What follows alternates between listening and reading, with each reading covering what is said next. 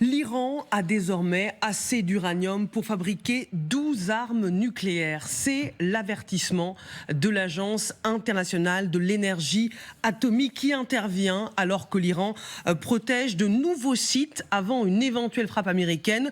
Nous y reviendrons. Regardez ce que dit Raphaël Grossi, c'est le patron de l'Agence de l'énergie atomique.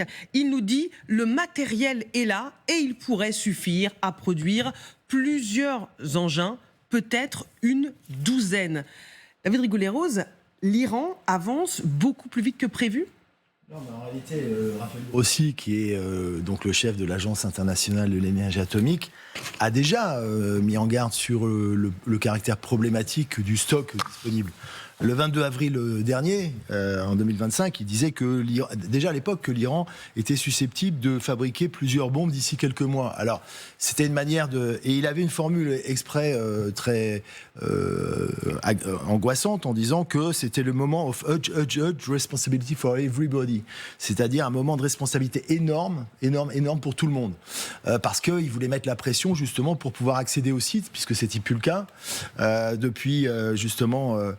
un certain nombre d'années, il y avait des restrictions, de mois, pardon, et donc déjà il avait évoqué ce problème sur le fait de disposer du matériau susceptible de servir à l'élaboration d'une bombe. Ce qui ne veut pas dire que les Iraniens étaient en mesure de le faire tout de suite.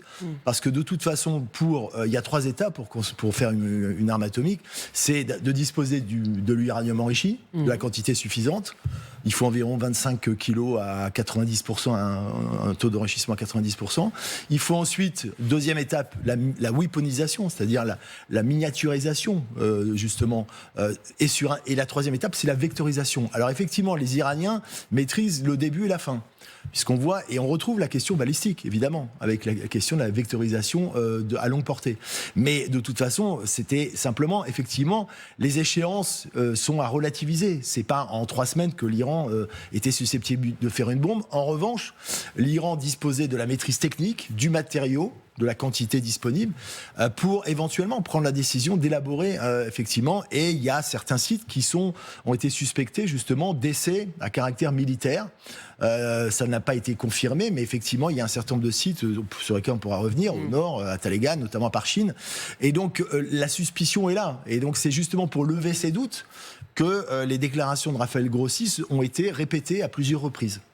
Mais vous dites il maîtrise 2 phases, pas la 3e, mais est-ce que c'est possible que les Russes qui ont négocié un deal avec les Iraniens, tu m'envoies des drones Shahed et moi je t'aide sur le nucléaire, puissent les aider à accélérer et à combler leur manque? Il y a eu des demandes de la part des Iraniens, mais les Russes sont très prudents. Alors les Russes, ils sont partie prenante de la centrale de Boucher, mais qui n'est pas du tout à caractère militaire.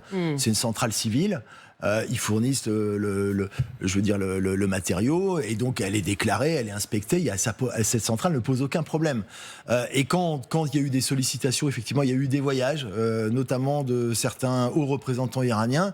Notamment, il y a eu des suspicions de demandes de technologie sur les lasers, qui serait une des modalités pour accélérer un programme à caractère militaire. C'est ce qu'on appelle le PDM, possible dimension militaire, voilà, qui est évoqué par Raphaël Grossi. Mais les Russes sont très prudents, parce qu'en réalité, paradoxalement, ni les Russes ni les Chinois ne souhaitent que l'Iran dispose de la bombe. En réalité, parce qu'ils savent très bien aussi qu'il y a un risque de prolifération et que le club des pays détenteurs est un club très fermé qui demande effectivement des arbitrages, des discussions très étroites. Et ces 2 pays n'ont pas, même s'ils sont officiellement alliés de l'Iran, n'ont pas forcément le souhait de voir l'Iran effectivement intégrer ce club nucléaire. Magali. Ce qui est intéressant aussi dans les déclarations de Raphaël Grossi, c'est qu'il semble laisser penser que l'AIEA croit que les 400 kilos d'uranium enrichi, que tout le monde cherche, sont toujours dans des infrastructures souterraines, donc dans les grands sites nucléaires iraniens. Parce que, vous savez, depuis la guerre donc des 12 jours, on se demande où sont ces 400 kilos d'uranium enrichi. C'est avec ces 400 kilos que, manifestement, Raphaël Grossi pense que l'Iran peut fabriquer ces 12 armes. Quelques jours avant les premières frappes au mois de juin dernier, vous savez, il y avait des camions qu'on avait vus quitter certains un site nucléaire et on se demandait si justement il n'avait pas embarqué ces 400 kilos d'uranium hautement enrichi à plus de 60%. Donc cette question-là de où sont ces stocks, elle est absolument essentielle. Elle est centrale parce que c'est avec cet uranium hautement enrichi que les Iraniens peuvent passer plus facilement au stade des 90%, au stade de la bombe. Donc tout le monde les cherche, mais ce qui est vraiment, à mon avis, plus nouveau en fait dans les déclarations de Grossi, c'est cette impression, parce qu'il ne dit pas certitude, cette impression qu'il serait toujours stocké dans des installations souterraines iraniennes, reste évidemment à savoir lesquelles. Oui. Or, il n'y a pas d'accès au site. Or, pas d'accès au site. Même si on sent que les Iraniens commencent à peut-être bouger un tout petit peu dans le cadre de ces négociations. Mais ils n'ont aucun intérêt à révéler où sont ces 400 Je dirais kilos, d'ailleurs qu'ils ont même bougé à 2 niveaux parce qu'ils ont envisagé la possibilité de diluer le stock à 60%.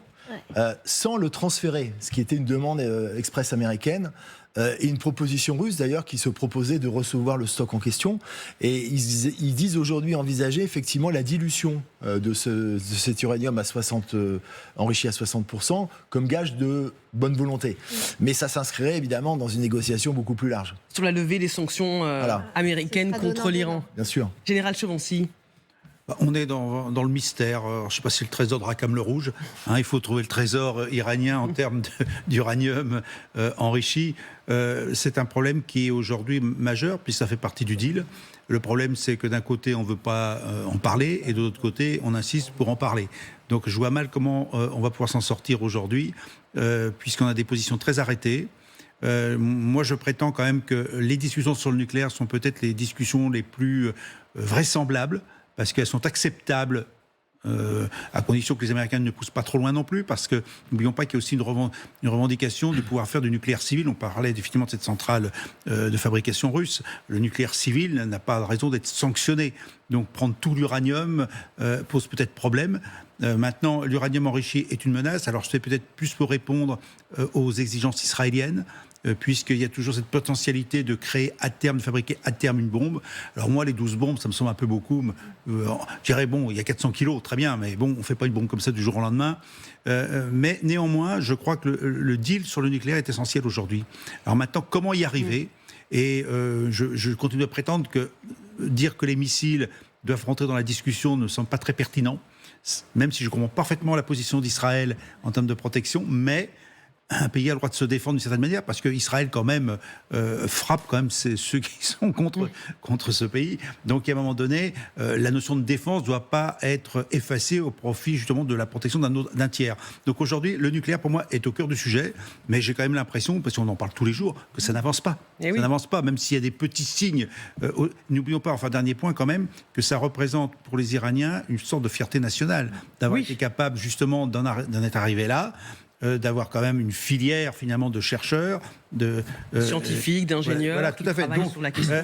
Et là, on peut même arriver par une action maladroite à je dirais, agréger l'ensemble des Iraniens, même autour des ayatollahs, sur cette question-là, parce que la notion de fierté nationale, elle existe chez tous les Iraniens, et pas uniquement sur ceux qui soutiennent Khomeini, pas Khomeini, Khamenei. Le guide suprême. Voilà, le guide suprême. Donc voilà où on en est aujourd'hui. Donc, personnellement, je ne vois pas comment la crise va se dénouer à la date d'aujourd'hui. Vraiment. Magali, je voulais réagir. Oui, non, mais pour aller dans le sens du général, il y a une déclaration, je l'ai trouvée intéressante, du vice-président américain il y a quelques jours, qui a dit, en gros, le changement de régime, ça appartient aux Iraniens. C'est à eux de voir. Nous, ce qui nous intéresse, c'est la question nucléaire. Et en effet, cette question, elle sera centrale. Sauf qu'on peut quand même s'interroger, parce que quand Donald Trump arrive à la Maison-Blanche, premier mandat, c'est lui qui déchire le deal sur le nucléaire. Parce que justement, il estime qu'il n'est pas assez englobant, justement, on n'a pas pris en compte la dimension du balistique. Et donc aujourd'hui, on revient sur des négociations sur le nucléaire. S'il veut pouvoir justifier que c'était une bonne décision de déchirer l'accord de Vienne lorsqu'il est arrivé au pouvoir, ça veut dire qu'il doit arriver à rentrer dans le prochain éventuel deal sur le nucléaire, pas seulement justement la question de la bombe, mais la question des missiles balistiques, la question des proxys, enfin exactement ce que réclame Netanyahou. C'est dans ce contexte que l'Iran renforce les complexes souterrains de plusieurs sites nucléaires. Mardi dernier, souvenez-vous, avec vous Magali, on vous parlait du site d'Ispahan, dont les 3 entrées ont été enfouies sous le sable. Cette fois, le régime iranien veut protéger le mont de la Pioche. C'est ce que nous apprennent de nouvelles images satellites que l'on va décrypter dans un instant avec vous, David Rigolet-Rose.